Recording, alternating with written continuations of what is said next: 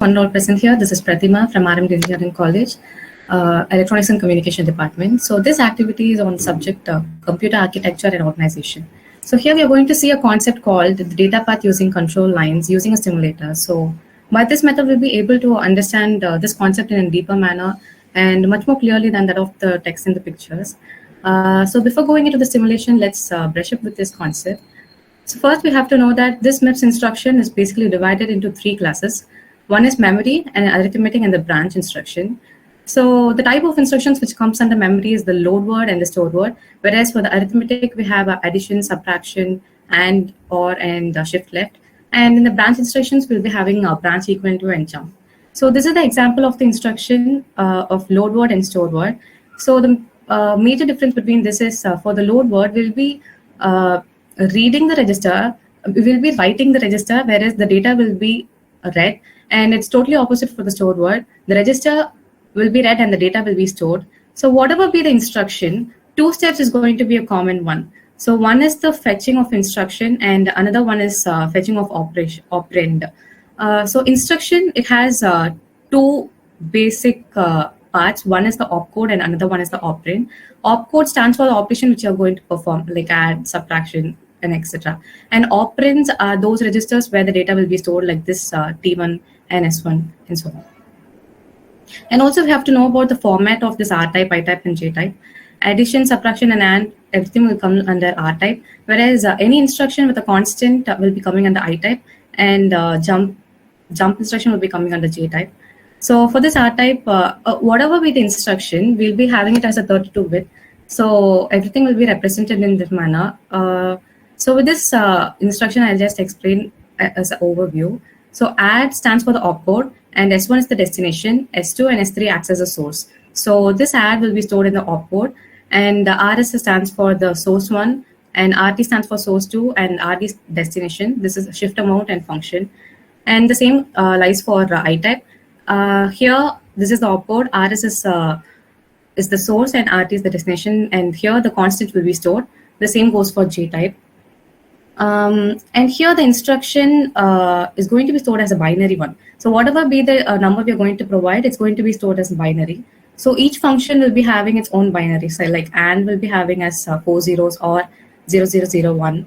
But mostly we will be using only three. One is load and store, one is for branch and R type, and we are going to represent the ALU output as 2-bit binary. So ALU stands for the arithmetic and logic unit, which is going to perform the major part in this data path. These are the other set of ALU output and its input and output controls. And we are also going to include these control signals in the data path. So there are basically 9 control signals where, because the ALU output will be divided into 2, that is we saw in earlier, right? We'll be representing the ALU output as 2-bit here.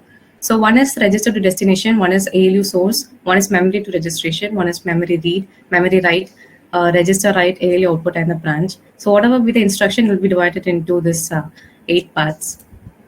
This is the master diagram of the data path. So each and every step will be revised, and then this master path is going to be constructed, but I'm just skipping through, and this is only the finalized diagram. Let's see about only the elements which are present here. So here is the PC. We know that it is a program counter. It's going to have the address of current instruction, and then we have 2 adders. We also have an instruction memory where the input is going to be the address, which is going to be read, and then it's converting into an instruction and it's going to give to the control unit. And also we have the register file where it will be having a read register 1, 2, write register, and the output is going to be read data and write data. And also we have an ALU unit. Then we also have a memory where the input will be address and the output is the read data, and the write data will be returned back to the register file. We also have assign extension. This will be used for branch instruction, load and store, where we have a constant, right? That will be of 16-bit and it has to be converted into 32-bit. Then we'll be having 4 multipliers. The first one is register to destination, and the second one is ALU source, and the final one is memory to registration. This is a PC source. We also have a gate where the output is given to the PC source. This shift left 2 will be used for branch. About the connections we'll be seeing in the further slides. So this is an example of R-type MIPS instruction. So where we are having add T1, T2, and T3. So first we are going to fetch the instruction, and then the PC is going to be incremented. We'll be having these two registers, right? T1 and T3. It has to be first read in the register file, and then this control unit is going to set the control lines during the step.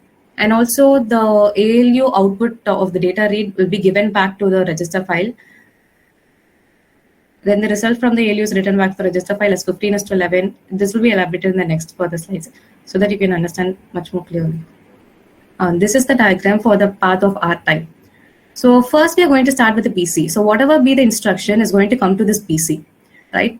Then what we are going to do, first step, we are going to fetch the instruction, and then the PC is going to increment it. So it's going to an adder, and the 4 is also given. So this output is also going to given to the PC's memory. It will read through the address, and then it's been converted into an instruction memory. So this instruction memory is going to be given to us a control unit. For that, the instruction is from the bit 31 to 26. And we have this T2 and T3, right? So this T2 is a source 1. This is read register 1, and this is read register 2. So we need a read register 1. We also need a read register 2. So I'm giving this instruction to read register 1 with the bits of 25 to 21. And I'm giving this instruction to the read register 2 as 20 to 16. And we also have the write register. We are going to write the register over here. So this is T1. So I'm giving as a write register to this multiplier in the first terminal, and then the output is given to the write register. Then also here, for R-type, we saw, right, like the last box was a function bit. So I'm going to give this a function file to this ALU control line. We did not need a sign extension because here there is no constant in this R-type. Then from the output of this register file, it has to be given to ALU. So ALU is having two inputs. So one is going to be the read data 0 terminal of this ALU source, and then output is given to the ALU.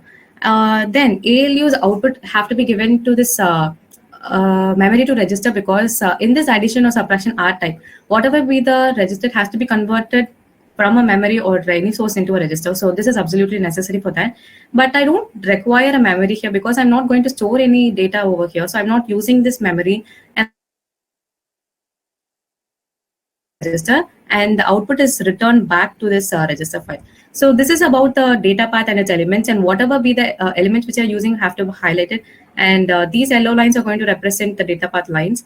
Now coming to the control lines, as we saw earlier, it has 8 control lines. So whichever elements which are used, we are going to highlight, that's all. So so register to destination we have used over here, so I'm highlighting that one. And branch is not required for R-type, whereas we are not using memory, right? So we are not using this memory read, whereas memory to register multiplier is being used, so I'm highlighting that one. ALU output is a common path which has to be highlighted for every instruction, and I'm not going to use memory write, so I'm not highlighting that one. And ALU source is being used over here, so I'm going to highlight over here. And register write, so I'm writing this T1, so it's being highlighted over here. So this is the path flow, and this box is going to give the whether this elements are enabled or disabled. So it consists of all the control units here. So first I'm going to give the instruction which has been provided in the question. And so here register destination is being used, right? So it is used as a first terminal. So I'm going to write it as 1. And ALU source I'm using as 0 terminal. So I'm going to write 0. Here in the multiplexer memory to register, I'm using the 0 terminal. So I'm going to write it as 0. So these 3 are the multiplexers. And here, whenever it is in enabled position, I'm going to write as 1. Whenever it is disabled, I'm going to write it as 0. That's simple. So register write, here I'm using a register write because we are going to write a register. So it is in enabled position. I'm writing it as 1. Memory read, I'm not using, so 0. Memory write, I'm not using, so 0. Branch is also not used, 0. So as we saw earlier, the output, ALU output has been written as 2 bits, right? So for this addition, it's going to be 1, 0. So this is what written here. So we can also see the flow of these instructions clearly in this simulation.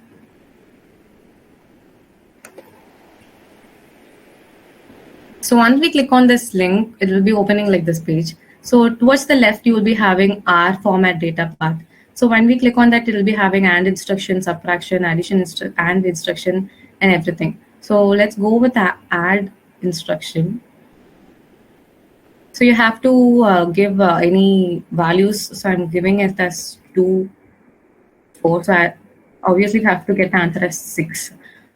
So I'm assigning the values. So this is all the connections will be provided here, and it's going to show how the data is flowing through it.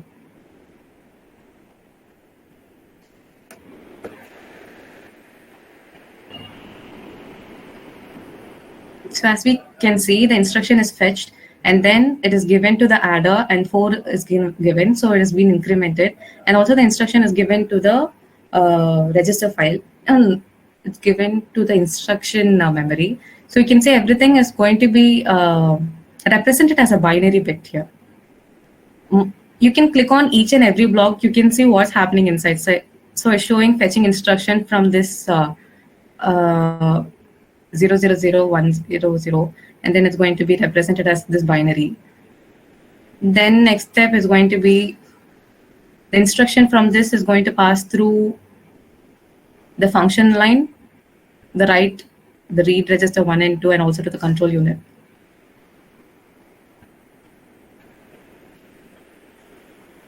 Then from the control unit, it's going to go to the various control units, and also read data 1 and 2 is given to the ALU.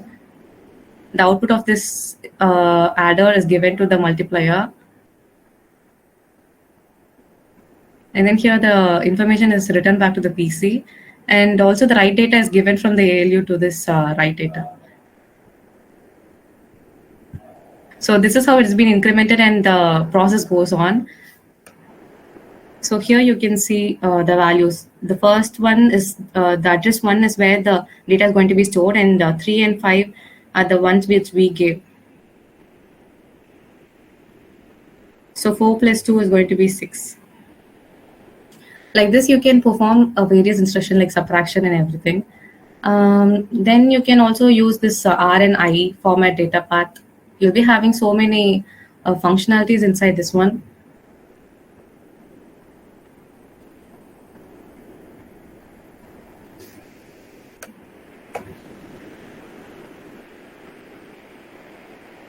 If you want to perform all the types of simulations, you can choose the last R, I, J type, everything. If you want to do it as an activity, here is an activity where you can drop the icons. Once you're clear with the data path diagram, you can pick this one and drop over there. So like, let's start from the PC. So I'm giving the PC, and it will also show its functionality over here. So the program counter is the register which keeps the track of the program sequence. And then I'm going to give this adder over here, multiplier over here.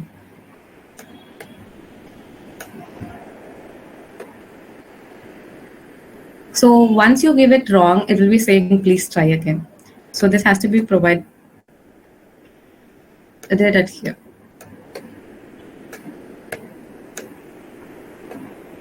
So your connections are correct. It will be showing you congratulations, everything has been correct. So this is how this simulation is going to work, so that you can understand how it really flows. The data is going to go through the paths, and you'll get a much deeper learning from what you see from those of the which was given in the PPT here. It will be much clearer than that one. So this is all about the activity. And thank you for giving me this option too. Thank you.